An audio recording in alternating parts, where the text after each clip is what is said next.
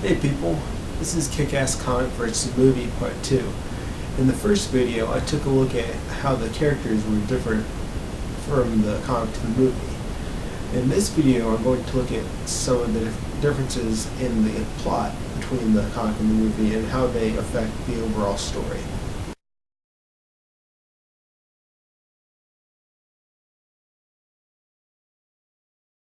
The relationship between Dave and Katie is pretty much the same between the two versions of the story up to a certain point. The point where this changes is when Dave decides to visit Katie to tell her the truth. In the comic, Dave goes to Katie's house dressed in his kick-ass costume and yells to her from outside her window, like, "I've been kick-ass all along and I'm not gay." And then, as she's coming, he decides that this really wasn't a very good idea and decides to run away as she comes to the window. There's a similar scene in the movie, but it has a very different ending. Dave goes to Katie's house and he climbs in her window dressed as Kick-Ass. She kind of freaks out and attacks him, so he takes off the mask and he tells her the truth.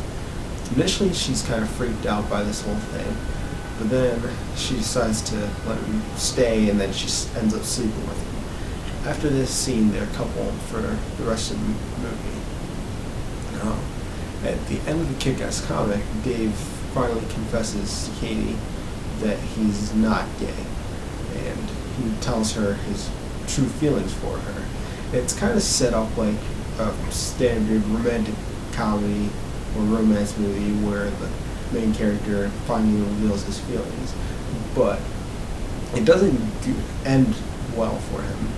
Katie's really ticked off at him for this, and she cusses him out and thinks that he's very manipulative for what he's done. So she gets her boyfriend, who Dave didn't know about, to beat Dave up.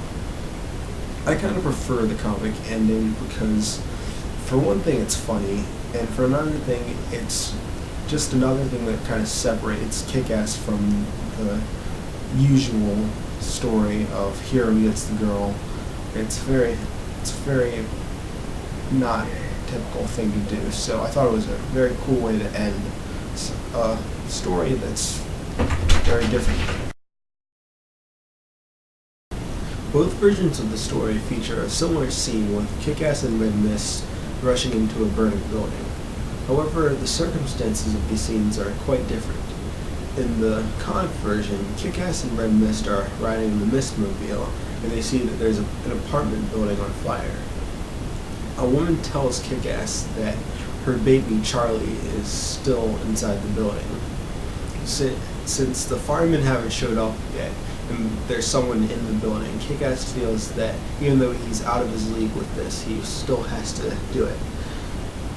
Red Mist is really reluctant and he doesn't want to do this, but he kind of gets dragged along anyway. Once they're inside the building, Red Mist suggests that they sneak outside the back exit. Kick-Ass refuses to do this, and they eventually find Charlie, who turns out is only the woman's pet cat. So, as they're trying to escape this burning building, it starts to collapse on them, and they're trapped inside. The firemen show up just in time to save them, and they exit the building and give the woman her cat. And everybody goes crazy, and I guess Kick-Ass and Red Mist both shoot up in popularity. This scene served to show that Kick-Ass is really a lot braver than Red Mist. Before this, Red Mist has kind of been presented as the superior superhero to Kick-Ass. He's got a better made costume, he's got the car, he just overall seems cooler, but you're shown that he's not a very brave person in this. In the movie, Red Mist is actually deceiving Kick-Ass. He's taking him to a building for a trap planned by his father. When they get to the building's on fire. Red Mist, thinking that his dad and his associates are inside, rushes into the burning building.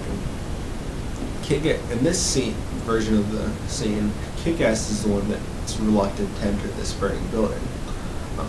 So once they're inside, they see that these men have been murdered. Red Mist recovers the camera footage, so he's able to show his dad what happened, and they both narrowly escape from this burning building.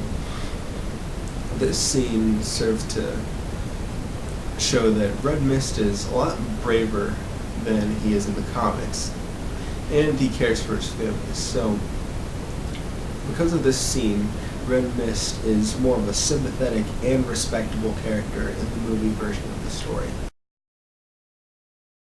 The comic and movie versions of Red Mist's story differ in the way they choose to present the story and some of the details of the story. In the comic here, briefly introduced to Chris Genovese, but I don't think you're explicitly told that he's the mob boss's son.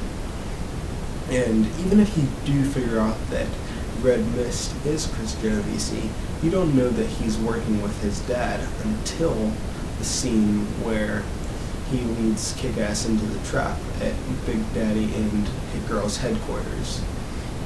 And it's kind of a shocker. He and Kick-Ass walk into the building. Hit Girl and Big Daddy are beaten and they're on the ground surrounded by all these mob guys. And Big Daddy says to Kick-Ass, help us. And Red Mist pulls a gun on Kick-Ass and he says, are you shitting me? This prick can't even help himself. So, up until this point, you really think that Red Mist is a good character. He's Kick-Ass's friend, and the scene is a total shocker because up until this point, they're talking casually, and you really expect the next scene to be Red Mist and Kick-Ass just having a conversation with Big Daddy and Hit Girl. Because of the way they do this, Red Mist is really a despicable character. They show that his whole friendship with Kick-Ass has been a lie. In the movie version, they choose to present everything about Red Mist's story. There are really no secrets with him. You know that he's Frank D'Amico's son. You know that Chris is Red Mist and that he's working with his dad.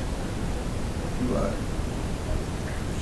once he figures out that Kick-Ass isn't the guy his dad is looking for, he tries to steer his dad and the mob away from Kick-Ass.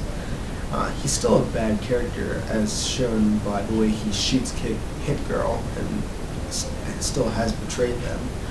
But he's presented as a more sympathetic character. You see that he wants to be with his dad and be a part of his dad's business, even though it's an immoral business. And you get the sense that he genuinely viewed Kick-Ass as his friend. So Red Mist is not a good character in the movie. He's still a bad character, but he's less of a definitely bad character in the movie than he is in the comic. The structure of how they present the story has very different effects. Like I said before, the comic version was a big shocker, which I thought was a very cool twist to it. And the movie version, you know everything that's happening, so it's not a surprise to you. However, it does build the tension as you know it's coming. So that might work better for a movie than the comic version of the story did. So both versions of the story are pretty good.